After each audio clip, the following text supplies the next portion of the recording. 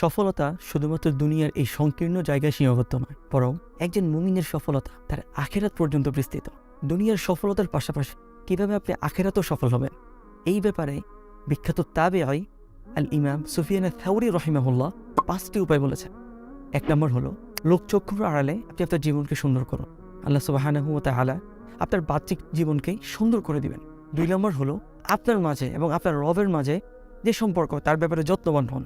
3 নম্বর হলো পরকালের জীবনের জন্য ইখলাসের সাথে একনিষ্ঠতার সাথে আমল করতে থাকুন। আল্লাহ সুবহানাহু ওয়া তাআলা আপনার দুনিয়াবী প্রয়োজনকে পূরণ করে দিবেন। 4 নম্বর হলো সবকিছুর উপরে আপনি আপনার আখিরাতের জীবনকে প্রায়োরিটি দেন।